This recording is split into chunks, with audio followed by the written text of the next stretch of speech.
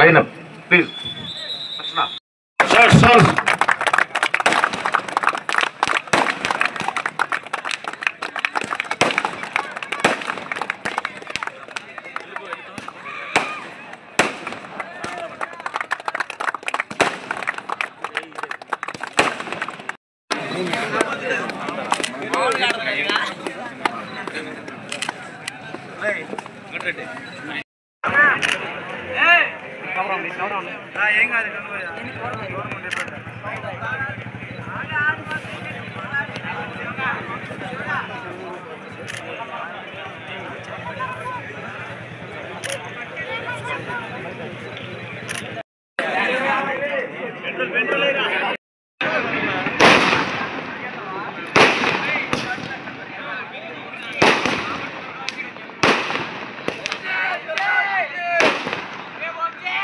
మన వాళ్ళు ఏదో ఒక గేమ్, ఏదో ఒక స్పోర్ట్స్, ఏదో ఒకటి చీరాల్లో ఆడించడం, దాని ద్వారా మన చీరాలకి ఒక రికగ్నేషన్ తీసుకురావడం జరుగుతుంది. ఇది చాలా సంతోషించాల్సిన విషయం. ఎందుకంటే మనం ఊరికే వదిలేస్తే ఏముండదు, ఆటగాళ్ళని మనం ఎంకరేజ్ చేయాలి. మొన్నటికి మొన్న మన వాటర్ వేవ్లో సైక్లింగ్ పెడితే మొత్తం యావత్ ప్రపంచం అంతా చూసింది, యావత్ ప్రపంచం చూసింది. ఎందుకంటే హైదరాబాద్ విడిపోయిన తర్వాత ఆ సైక్లింగ్ వాళ్ళకి అసోసియేషన్లో కూడా తేడా వచ్చింది.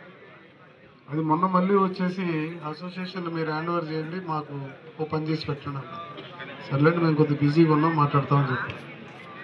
అలాగే ఈపురుపాలెం ఆయన పేరేంటి, రవీంద్ర గారు, ఇక్కడ కొంతమంది ఇంట్రెస్ట్ ఉన్నటువంటి వాళ్ళకి వారు తోడయ్యి వీళ్ళందరి మధ్య ఆడించడం ఇది ఒక ఆనందం, వాళ్ళకి కూడా ఒక కొత్తదనం. ఇటువంటి ఇలా కూడా వేయచ్చా, ఇలా కూడా చేయొచ్చా అనేది మన వాళ్ళకి తెలియదు.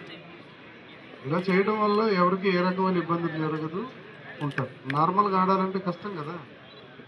చాలా చక్కగా ఉంది, చాలా మంచి ఏర్పాట్లు చేశారు. 2 రోజుల నుంచే 3 రోజుల నుంచి ఇది మరి చాలా మంది ఆటగాళ్ళు ఆడెళ్ళిపోయి ఉంటారుగా. వీళ్ళిద్దరు ఫైనల్,